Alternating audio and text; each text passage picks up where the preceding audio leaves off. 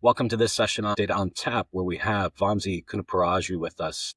Thanks, Vamsi, for joining us. This is a super interesting topic that I'm going to love to dive into and learn more about. I'm sure our audience will. But before we do, why don't you give a brief introduction to the audience about kind of your background, history, and what you're focusing on today? Yeah, for sure. Well, firstly, thank you so much, Patrick. It's lovely to, sit down and chat with you. I always enjoy our conversations. But yeah, quick introduction. Wamsi, again, I come with a bit of a computer science background and data science background. I worked with Capital One for a little over than 7 years in their enterprise data governance organization, essentially building and frameworking the enterprise data governance model inside the organization, where we were essentially governing 9 different verticals inside that big bank. So yeah, cut my teeth into enterprise data governance while working at Capital One. Enjoyed my journey throughout in there. Right now, focused on the very similar problem of enterprise data governance, but for a lot of the organizations out there in the industries. So the lessons that we've learned inside Capital One,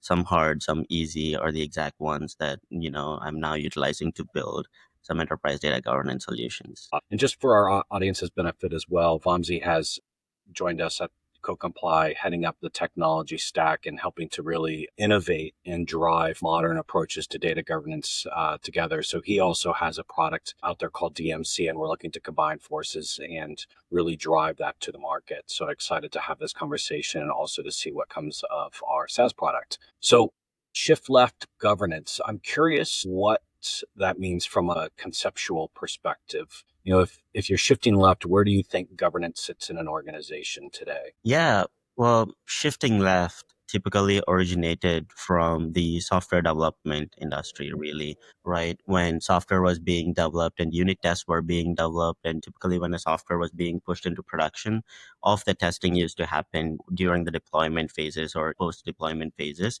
And the testing and the QA teams would essentially grade on the product that is being developed and deployed. And they've quickly realized that following that waterfall model is really hard, and fixing issues post deployment is just a very expensive task and ineffective. So they shifted left, and the unit tests and like the integration testing or the penetration testing are all shifted left into like pre-deployment phases, and like into the CI/CD pipelines, so that the product is fully tested and vetted and graded even before it is pushed into production or into the regions that they intend to push to. So it is essentially that ethos of being able to push things from reactive to more preventative. That is the genesis or like the DNA of shifting left. It is being more preventative than reactive. Got it. Okay. And that makes sense from engineering, product development, application development perspective. But governance has always naturally been such more of a business type of function, an afterthought. It's a byproduct of the development activities. So, how do you even see roles and responsibilities shifting left from a typical maybe BA, a head of governance, to more of a technology driven type of function? That is so true, right? That the governance models or the controls, like data quality controls, for example, were always put as reactive controls or detective sort of controls, only because operations were performed as such. Like technology would bring in data, and like that data would be utilized for other purposes, other operations inside the company. And for those other operations and the efficiency around those other operations, which are trending towards manual generally from our history, right? Is why our controls were more detective and reactive. But now these operations are being automated, and these operations are also being pushed into production. So downstream operations are no longer manual. Downstream operations are very much automated, just as upstream automations. So these automations require that we have preventative controls than reactive controls.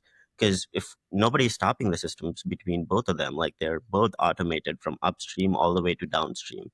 Think segmenting strategies, or think email campaigns, for example, right? The data that we collect to like how the response customer emailing campaigns or marketing campaigns would go out, it's fully automated now. And if we don't interject somewhere in there and build preventative controls, there is no governance in the loop there if we fail doing that, or if we have more detective controls down the road. It is really a mark of inception where end-to-end automation is happening. So controls needs to be pushed into code rather than post the code or post the actual automations. And why now? Why the shift left now versus 5 years ago? Two things really there. One is essentially what I was calling out, right? End to end automation. We weren't fully end to end automated before, but now we're driving towards that more and more. And, that's only going exponentially higher. So end to end operations require that we have controls right in line in the code and requiring us to like shift left to like where we would have controls. And two, we can do that now. Previously, it's really hard to do. Previously, maintaining code or managing controls in the code is incrementally harder than it is today. Today, being able to manage code, sure, still requires deep expertise, still requires experienced developers to like ensure production systems are staying intact. However, you have assistants now. You have, AI helpers or agents who can give you a bit more context and help you, better manage these controls in the code. So it's not just about generating code, but it is also being able to like manage code more effectively using these assistants. And, still using your deep expertise as a developer, but, also being able to do the work of like five developers, being just one developer with that assistance. Yeah, and not only the upside benefit to the teams that would traditionally govern, manage the health of the data in a data organization as well, or even in a business function. Yeah, when did we ever be able to give business folks or non-tech data folks the power to be able to like just query with natural language, the power to just be able to like ask for what controls exist in the code or in the upstream application? Now we can do that. We can just give them a search into their whole GitLab or their whole GitHub ecosystem and just, give them a natural language search capability and ask them to like query what controls exist in their code. We were never able to do that before. Yeah, Tech stayed in tech, business stayed in business. Now, those both of those continents are merging so closely, and the gap is fading yeah, quickly. yeah. Really great observation. I see the same thing happening as well. Coming from a banking perspective, if I think about credit card processing as a use case or example, and the workflow automation and level of controls that are in place during a single transaction, like you think about credit card gets swiped at a merchant and how much validation is required around that credit card. So there are aspects of this being done where I think shift left governance has occurred. And what I mean by that validation for a credit card, as an example, is one is the merchant valid. So where that terminal is sitting, is that a registered and active merchant? Is the credit card active? Does the credit card match the behaviors of that user of that credit card? The credit balances, fraudulent activity, like in milliseconds, there's all of these controls happening. And I think that's a great kind of example to put under a microscope to say shift left governance. It doesn't require someone from the business to be sitting behind the terminal or servers to say, is this a valid transaction or not? It's all done through compute and processing that's been implemented in code. It is really being able to take governance as an afterthought to governance into runtime. That's really where we need it. We need governance at runtime. I mean, can you imagine? We're talking about financial services, insurance, and other industries, but can you imagine healthcare sector, Patrick? Or can you imagine transport sector where we're seeing self-driving cars on the road with no drivers? We're seeing robots doing surgeries. Data governance cannot be an afterthought. Data governance has to be runtime and very effective at runtime. And us being able to learn those lessons about how to control data, manage data, and put the right guardrails for not just some of these reactive systems, but also these mission critical systems is going to be very important down the road. Regulation is going to be a key player down the road. Yep, got it. And I don't envision, obviously, a full immediate shift left either. I think it's gradual and phased. And I see even part of the obstacle and challenges when you talk about controls, especially industry specific controls, because I'm sure there's a base level set of controls that just are foundational to any industry, any organization, but then you layer on an element of personalization based on the industry, the profile of the company. Is it B2C? Is it B2B? Like there's all these dimensions that would perhaps enhance how you would develop and engineer that in runtime. But a lot of that is stuck in tribal knowledge, especially, those personalized business controls by industry. Like if you go back to banking, you think about banking regulation or controls associated to regulation, like that's fairly tribal knowledge. You need a subject matter expert. It's not well documented. So how do you then start to broach that obstacle or challenge as a part of your development and engineering cycles? Two things that become really important for any big transition, Patrick, is community and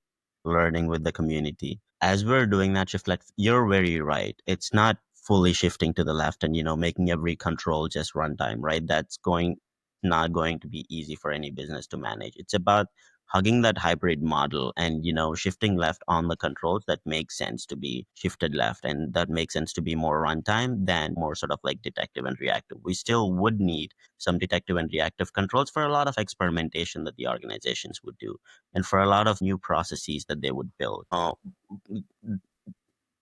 Another dimension that comes to my mind when I think about shift left is a friend that I know is building a company, and he says in the times that we're living in right now, not using AI is one of the biggest risks you can do right now, building any business, and not governing that AI is the second riskiest thing that you can do. So if you don't use AI in your business today, you're, not really taking advantage of a great transition and a great transformation that's happening out there.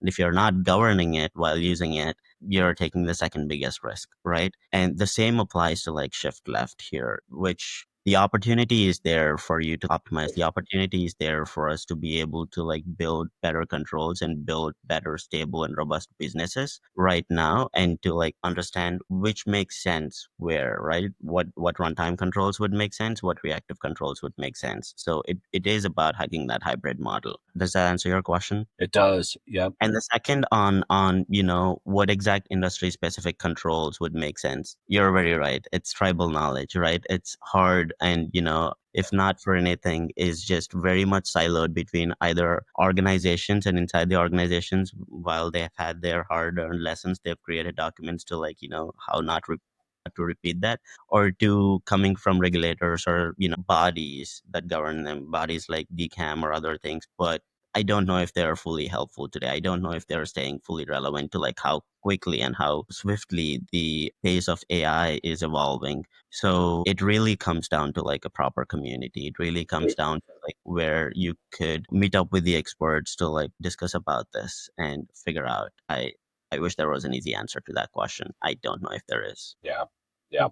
Yeah. I think there's still a big aspect of the human element involved in this and that level of subject matter expertise. I think as organizations grow and mature, along with, a shift left in governance and leveraging AI to be able to fully scale and build automated processes end to end, that they're also building robust knowledge bases. And so, those knowledge bases are essentially becoming more what I would call intelligent engines, that are actually helping to fuel AI and whatever the underlying process is as well. And it's self-healing, self-learning, etc. Yeah, and in that process, I'd wonder if organizations combinedly together or these coalitions combinedly come up with some standards or some base level rules that they could provide to the businesses to like follow. Because today it's all in terms of like an examiner and an examinee sort of a way. Auditors and regulators come in and ask you for all these questions about how are you subsiding risk, and it's all up to the organizations or organizations relying on like consultants Yep. to provide them that expertise. So that that is still the way people are solving the problem at the moment. And with technology evolving so quickly and AI evolving so quickly, I see shift in that direction as well. Yeah. And even setting aside regulation, there's no like master manual that exists out there for even like building an ETL pipeline to be able to, move data from point A to B. And I'll give you an example. Obviously we are engaging with some major clients in the banking industry, and even their own internal processes that are being developed are lacking quality controls. So that could be just a result of the developer having never had to build pipelines or ETL with those quality controls in place. And I mean just pass, fail, did the job load, yes, no, like very simple, rudimentary things like that. And it's because there is no universal manual out there that says this is the standard for how ETL should be developed across the board, regardless of where you sit, who you work for, etc. And so it's a lot of it's just based on experience and what you learn. Yep. I 100% agree. It is not easily available. And it is not easy for the engineers to like figure out what exact quality and controls would make sense in terms of like the business perspective. But luckily, that gap is fading away, and business and technology is getting closer than farther. The concept of data contracts, for example, where technology or engineering understands what schema rules to apply or what controls to apply a little bit better than before, right? Before it used to be just product spec documents or requirement documents that would carry what are the minimum guardrails, or even to like define a data type, right? Like a product spec document would carry that. Versus now, organizations looking towards an ongoing contract or ongoing service level agreements to like essentially ensure that technology and business are staying a little bit more connected is nice to look at, because in the past we've had many problems not doing that. Yeah. Yeah. And I see AI playing a role as being an expert in the loop, where it's able to even consult, guide, and perhaps develop some things for you. And, I know in my personal life, if there's certain things that I've encountered around home ownership that I perhaps haven't dealt with before, the first place I go to is a knowledge base. For me, that knowledge base is like YouTube or Google. Mm-hmm. Yep. Then all of a sudden I become a somewhat quasi expert in that discipline or area that I had never had experience before. I didn't have my father teaching me how to repair a washing machine, as an example, but I can go to YouTube, pick up a video, and all of a sudden I have the parts in the mail 2 days later from Amazon. And I'm now, a machine washing repairman. So I think that that type of engagement and information will become readily available to the corporate world as well by Yep. leveraging AI, where you'll have the ability to prompt, or even better, it'll notice that you're stuck and it'll give you leading indicators or some tips and tricks on how to get unstuck. Exactly. A very exciting future that we're walking into, right?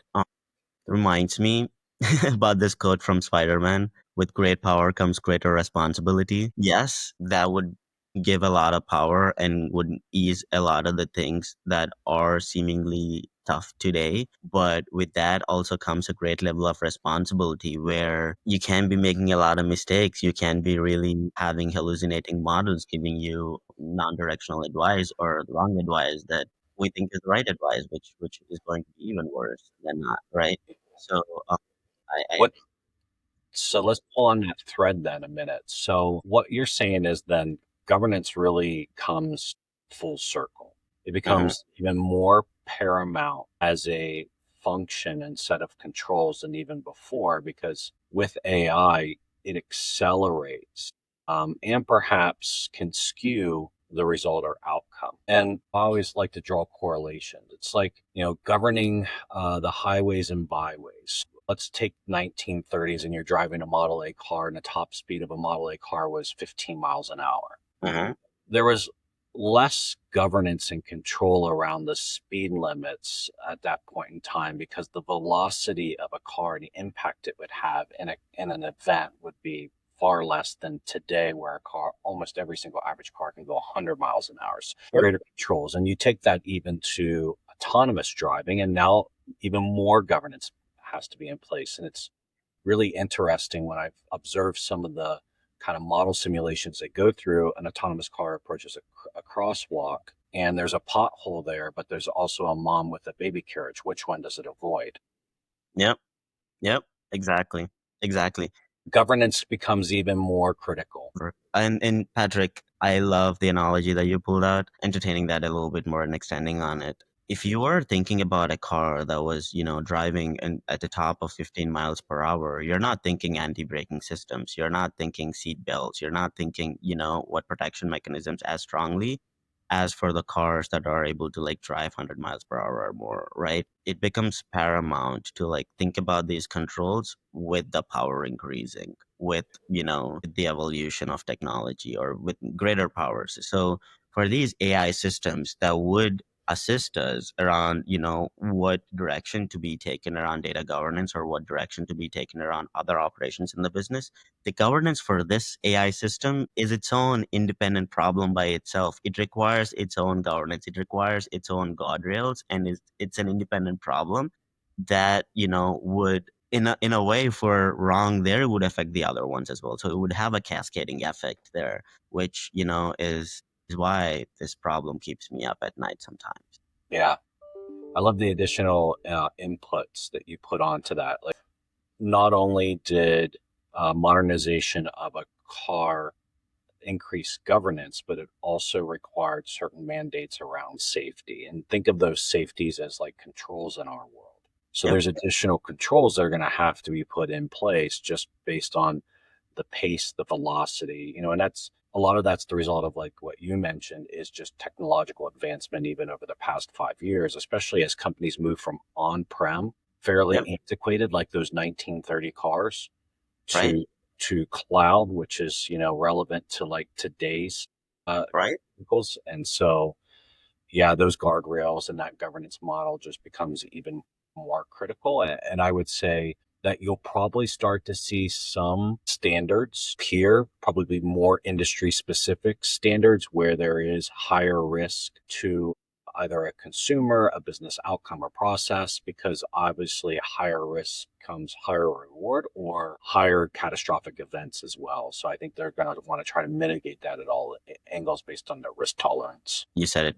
You said it the right way. Yes, I fully agree on that. And I, for one, when I started to think about business or when I started to work into a larger organization, did not in my initial days realize the power or realize the responsibility or the effect of a regulation or for a moderating body. But it is that was the naive me who thought regulation is here to slow down things or regulation is here to stop or ponder on things. But quickly did I realize that without regulation, businesses would just go haywire. And it is in the best interest of both the business and people who are doing business with those businesses that regulation is key. And it is only going higher and higher to be a key in that direction.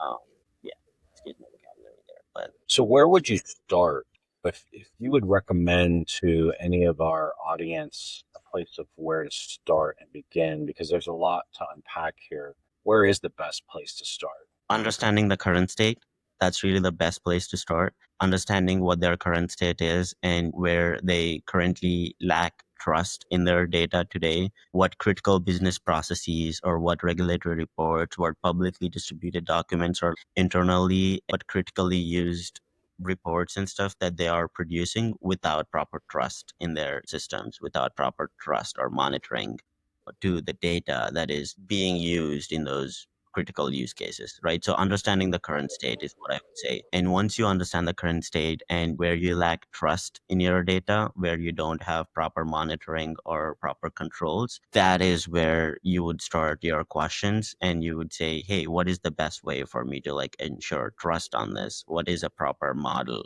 What is a proper process? But we always tend to think about models, processes, and solutions, but we in the data governance world understand it will start with people first. It will start with influence first. It would start with making the callouts and ensuring that you are being heard, that this is a critical problem, that there are reports, there are critical business use cases and stuff that are being produced without proper monitoring, right? Because by the time some auditor or regulator comes and knocks down your door, it's too late for you to then hire consultants to put stop gaps. So the playbook would be understand the current systems before auditor or examiner comes down knocking your door. Understand what gaps, understand what risks you are posing in the business today without proper trust in your data, and from there on it'll be a natural play because from there on you would want to start earning trust within your reports. You would want to like ensure that you're confident with your reports and your use cases that are driving key business or critical business. So it will be an evaluation of current systems. After you evaluate the current systems, you'll automatically solve them. So let's bring that to life then for a minute as far as the theme around an evaluation and assessment. Let's just do a really quick experiment on the fly. So let's say I'm the CEO of company ABC. You're preeminent consulting firm delivering shift left capabilities and controls. And also beside me, I have my CTO and CDO. So my CTO and CDO are responsible for delivering a dashboard to me every single day that provides optics into performance of the business, financial performance as far as revenue, profitability, operations. It's focusing on SLAs, turnaround times, and identifying any bottlenecks in the business, customer experience as well. But that's where I love to kind of wake up, have my morning coffee, observe the overall business, at it through a single pane of glass. But what I find is outdated information. So there's lag or redundancy in the information available. Sometimes there's missing numbers and statistics and metrics altogether in my dashboard. And I keep turning to my CTO and CDO and saying, what's the issue here? Why are these data quality issues surfacing through my dashboard, not being caught somewhere else upstream? How would you come in to give me kind of that reassurance and trust that by shifting left will drive a better result as far as what I'm seeing, increase my confidence and trust, not only in the data itself, but also the trust that I have in my team and organization? Yeah, so that process right there is a good key critical business report, right? Key critical, I should say, just critical business report. So when a certain process is driving something as critical as that, we start by identifying what exact data points, what exact critical data assets or elements that are serving those reports, right? We start by first identifying what are those critical business reports, such as these. This is one example, and what are the other ones. You try to get an inventory of what your most important reports are, and then what are the most important data elements and points that are servicing them. And from there on, you try to think about how can you properly subside data issues for these critical data elements, right? You're bringing in FICO score, you're bringing in customers account balance, and these accounts are from a certain range versus another range, whether it's consumer range, or it's a commercial range. So then you think about these controls, and you think about whether controls as they're being built should be built into those reactive pipelines as you've been historically been building, versus these reports now being automated through your Spark jobs or Databricks, or any of your ETL pipelines plus some transformation on top. That is where you would think about impeding these control, or inputting these controls, or impeding the process to input these controls. Putting them reactive and detective back in the day would be a day where you would receive a call from the CEO. You would then go run that control to test what went wrong. Versus now, if you receive a report, if you receive a call, even before you receive a call, you should have gotten a notification that something failed upstream and that this control failed. So, you now have the power of reasoning. You now have the power of being in the know, not after the fact, but before the fact. That's really the difference, right? So issues still happen, controls still fail, and data issues still happen, either through user error, either through system error or integration error. Data issues still happen. But the real thing is, when do you know that it happened, or when can you know that it happened? Is it post the fact, or is it before?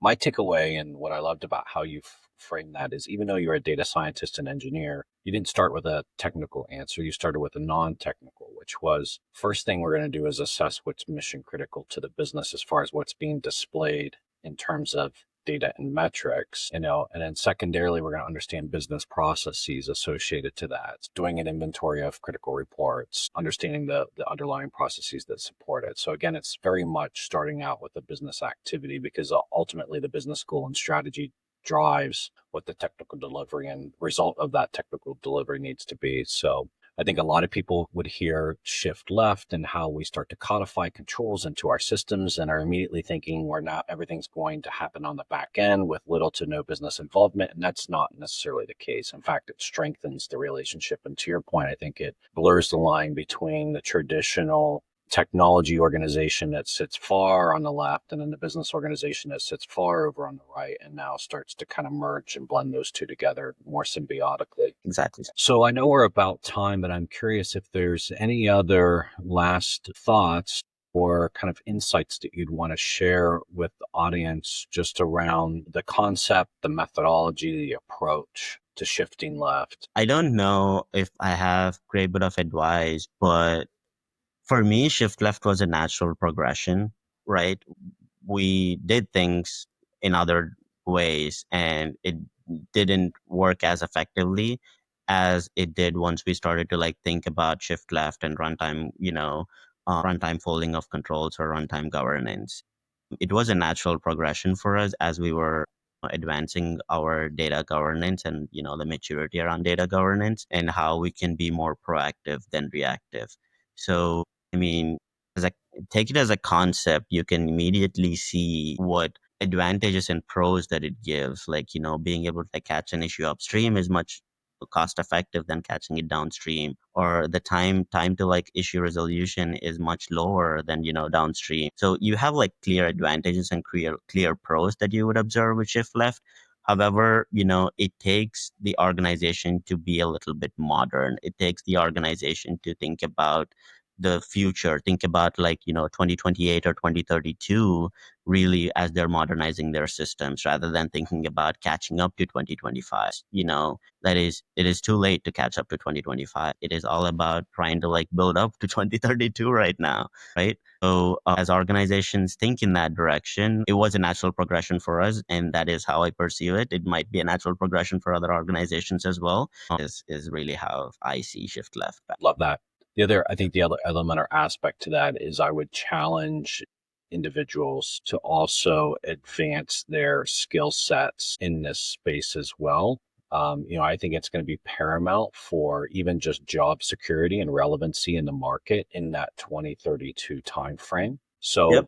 I were a junior analyst on the business side, focusing on governance or doing some level of kind of BA type of role, I would start figuring out how I learned to code. And not only just learn to code for the fact that I want to become a developer engineer, but I also want to talk with someone like yourself in your terms as well. I want to be able to translate the tribal knowledge that I have Yep. into technical terms and controls, and also then have a level of awareness. It's hard to kind of monitor and ensure those safeguards are in place if you can't speak the language. It's like traveling to a foreign country and not being able to speak the language. It's very difficult and challenging to navigate your way around. Yep, exactly, exactly. And it is a bi-directional synergy, right? Business being able to like talk tech now and tech being able to like talk business now. It is a bi-directional synergy, and that is the future that we're walking into, an exciting future. Looking forward. Fantastic. Well, thank you so much, Vamsi, for the time. Very intriguing conversation. I'm looking forward to the next iteration where we're actually maybe able to dive a bit deeper into shift left and provide some illustrations as well as examples of how that's all coming to life in corporate America. Oh, for sure, for sure. And thank you so much for having me, Patrick. I had good fun. And this is a fun topic to talk about anytime for me. Absolutely. Thanks, everyone, for watching this session of Data on Tap. Vamsi, thanks again and have a great rest of your day. Thank you, sir. You take care now. Bye.